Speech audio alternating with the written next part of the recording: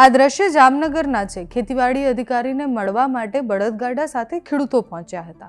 તમે વિચારો કે ગુજરાતની આ કેવી સ્થિતિ છે કે ક્યાંય પણ ના ખેડૂતને તમે જોઈ લો એટલે કોઈ પણ વિસ્તાર પકડી લો, દરેક જગ્યાએ ખેડૂતો પરેશાન છે, પોતાના મુદ્દા માટે લડી રહ્યા છે।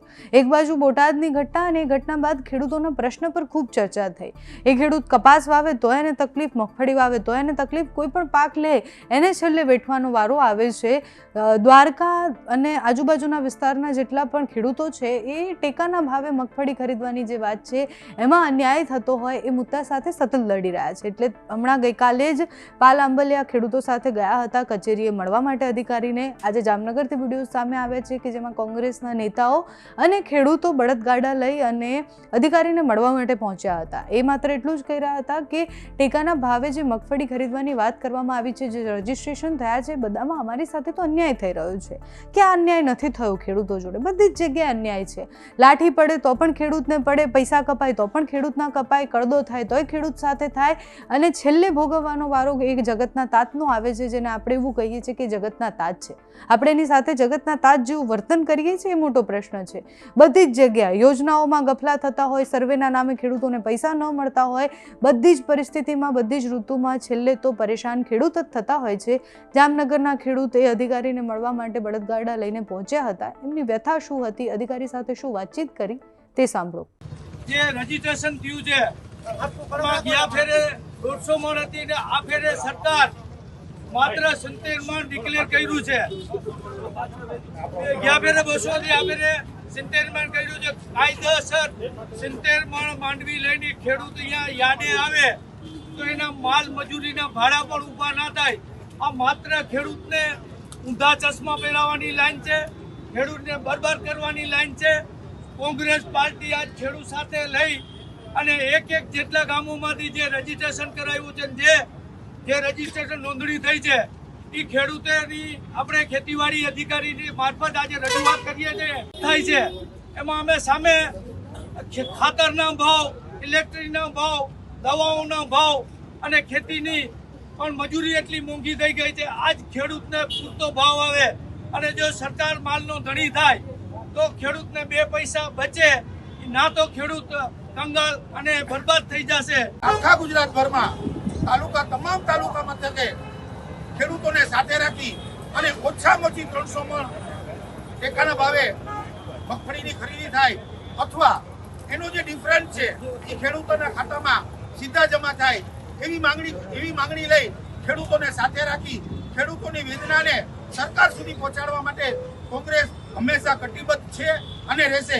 જય જવાન, જય કિસાન, જય જવાન, જય કિસાન, જય જવાન, જય કિસાન, જય જવાન, જય કિસાન। ખેડૂતોને ન્યાય આપો, ખેડૂતોને ન્યાય આપો, ખેડૂતોને ન્યાય આપો। સરકારી કચેરી છે, ખાલી ખોટા ડિસ્ટર્બન્સ ન કરો। રજૂઆતમાં તમને શાંતિથી કરવા દઈએ છીએ, ક્યાં ના પાડીએ છીએ ભાઈ? અમે રજૂઆત કરવા માટે કરવા દઈએ છીએ તમને, તમારે આવેદન આપવું છે, સાહેબને બોલાવી લઈએ છીએ ભાઈ। ખાલી ખોટું તમે સરકારી કચેરીને કામમાં ડિસ્ટર્બ ના કરો ભાઈ। નો ડબ્બો 3000 માં વેચાય છે, એની કેમ રજૂઆત નથી કરતા તમે?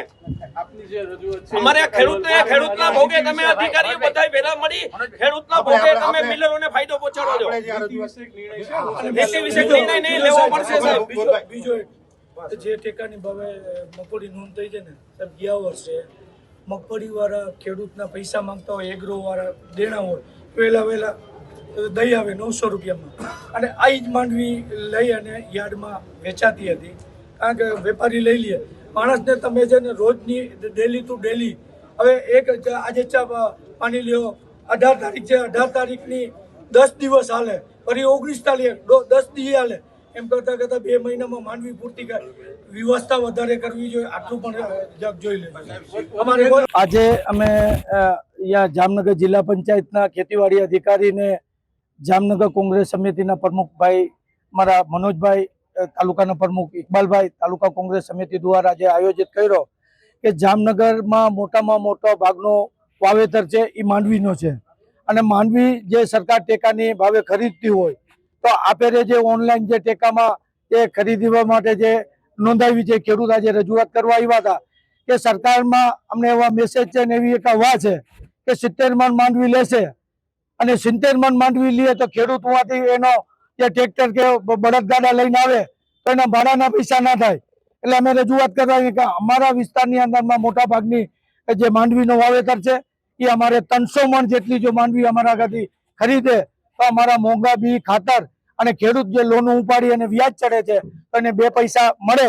એના માટે આજે અમે લગત અધિકારી દ્વારા સરકાર સુધી વાત પહોંચાડી છે કે જે તે સરકાર હોય કે એક દી યુપીએની સરકારે કરોડો રૂપિયા ને અરબો રૂપિયા આ દેશના ખેડૂતને માફ કરી દીધા હતા લોનો, અને આ સરકાર જો અમારા ખેડૂતની કાંઈ ના કરે અને પૂરતા ટેકામાં માંડવીની ખરીદી થાય અને ટૂંકા ટેકામાં ભાવ મળે તો અમારા ખેડૂતને 2 પૈસા બચે એવી અમે આજે રજૂઆત કરવા આવ્યા હતા. અને મોટા ભાગના ખેડૂતે જે નોંધ કરાવી હતી એ ખેડૂત આજે હાજર રહ્યા હતા. ખાસ કરીને કેવી રીતે રજૂઆત કરવા આવ્યા છે? અમે રજૂઆત કરવા એટલા માટે ગાડો અને બળદ લઈને આવ્યા હતા. અહીંયા બધા જીન્સના કપડા પહેરીને આવે છે, ખેડૂતમાં કદાચ આવે તો આને બધા વેપારી લાગે, વેપારી નથી.